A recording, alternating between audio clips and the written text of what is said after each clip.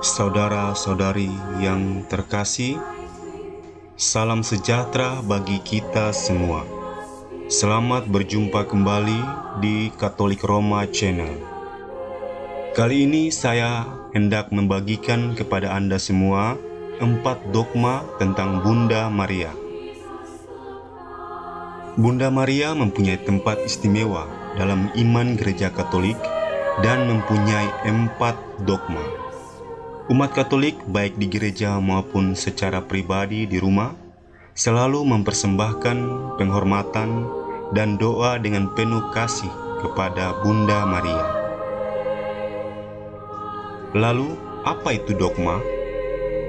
Dogma adalah rumusan kebenaran yang diajarkan oleh gereja. Agar sebuah pengajaran bisa menjadi sebuah dogma, kebenaran yang spesifik harus secara formal pernah dinyatakan dan diajarkan oleh gereja. Dogma sebagai pengikat umat beriman.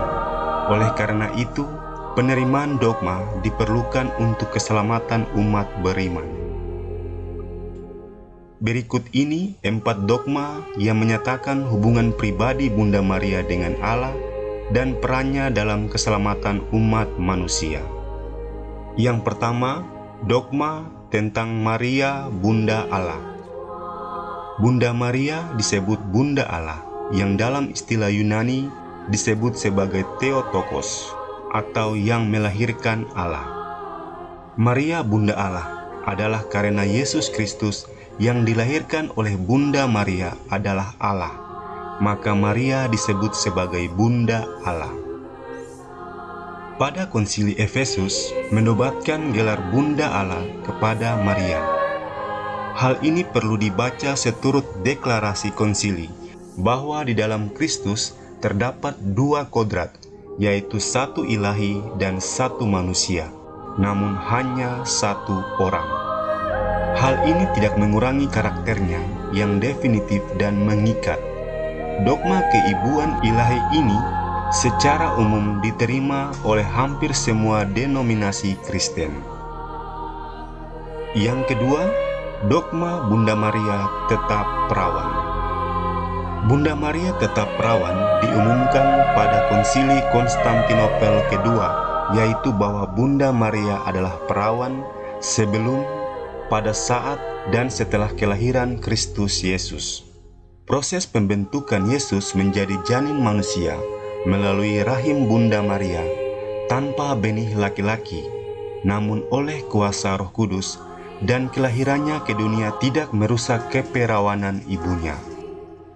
Konsili Vatikan II menegaskan kembali tentang pengajaran mengenai Maria, sang perawan selamanya, dengan menyatakan bahwa kelahiran Kristus tidak mengurangi keutuhan keperawanan Maria dan tidak merusak keutuhan ibunya sendiri, melainkan menguduskannya. Dan kelahiran Kristus tidak menyebabkan Bunda Maria mengalami sakit melahirkan, seperti yang dialami oleh semua perempuan lain sebagai akibat dari dosa asal. Kadang-kadang orang mengajukan keberatan bahwa di dalam kitab suci dibicarakan tentang saudara dan saudari Yesus. Gereja selalu menafsirkan teks-teks itu dalam arti bahwa mereka bukanlah anak-anak kandung dari perawan Maria. Yakobus dan Yosef yang disebut sebagai saudara-saudara Yesus merupakan anak-anak dari seorang yang bernama Maria yang lain, yang adalah murid Yesus dan bukan anak Bunda Maria.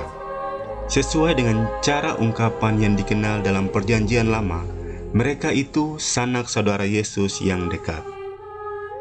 Saudara-saudari yang terkasih, dogma dikandung tanpa dosa menyatakan bahwa perawan Maria yang paling terberkati sejak saat pertama dia dikandung oleh kasih karunia yang luar biasa dan hak istimewa dari Allah yang Maha Kuasa, dan mengingat jasa Yesus Kristus telah dijaga bebas dari setiap noda dosa asal. Saudara-saudari yang terkasih, dalam konteks Maria, perlu diingat bahwa walaupun dia terlahir tanpa dosa dan kehidupannya selalu kudus, tidak berarti bahwa setan tidak mencoba menggoda Maria, dan tidak berarti Maria tidak harus melawan godaan setan.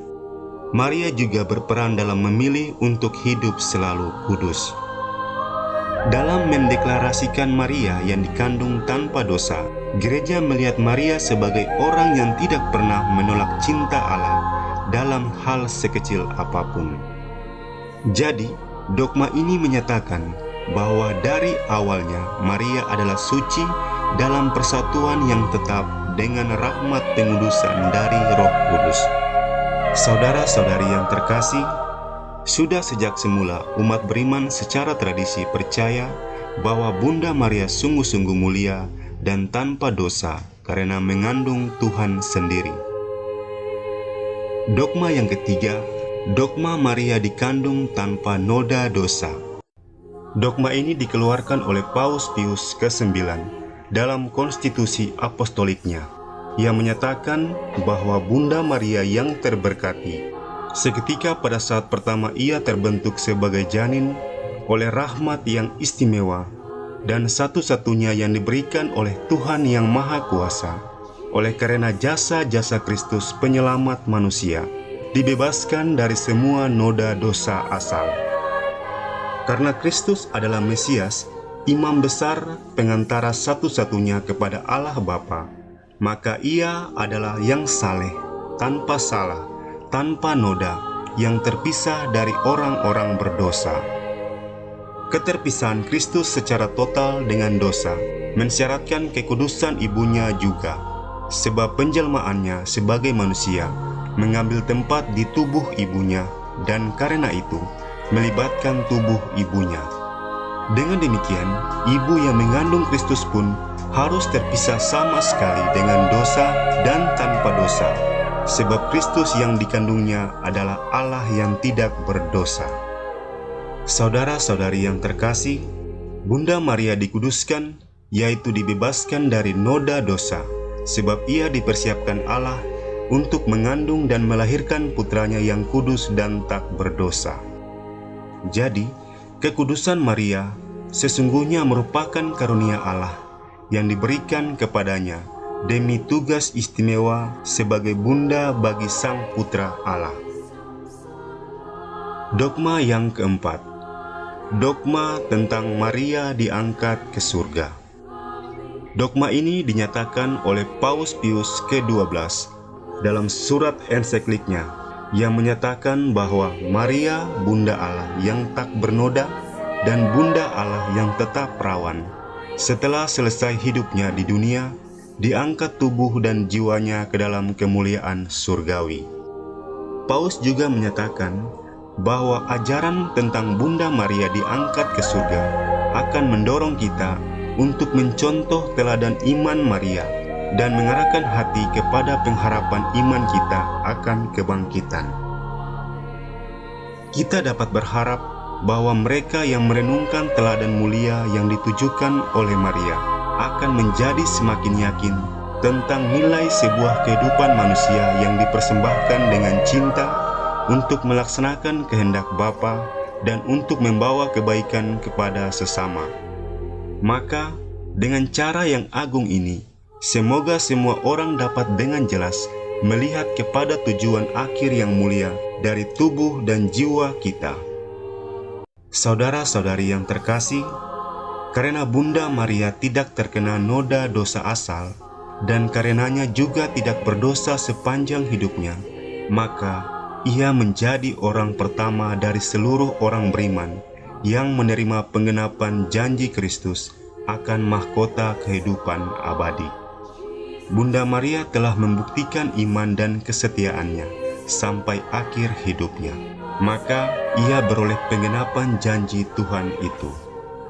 Dengan menjadi perantaraan dan bersama dan untuk putranya di bumi, Maria juga melakukan hal yang sama untuk putranya di surga, dan hubungan Bunda Maria dan putranya Yesus Kristus terus berlanjut. Saudara-saudari yang terkasih, setelah Bunda Maria diangkat ke surga, dia tidak mengesampingkan tugas penyelamatannya. Dengan cinta kasih keibuannya yang besar, Ia terus memperhatikan saudara-saudari putranya, yaitu kita manusia yang masih dalam peziarahan dunia ini. Dimuliakanlah tubuh dan jiwa. Maria sudah berada dalam kondisi yang akan menjadi milik kita setelah kebangkitan orang mati. Salam Maria, penuh rahmat, Tuhan sertamu. Terpujilah engkau di antara wanita, dan terpujilah buah tubuhmu Yesus. Santa Maria, Bunda Allah, doakanlah kami yang berdosa ini, sekarang dan waktu kami mati. Amin.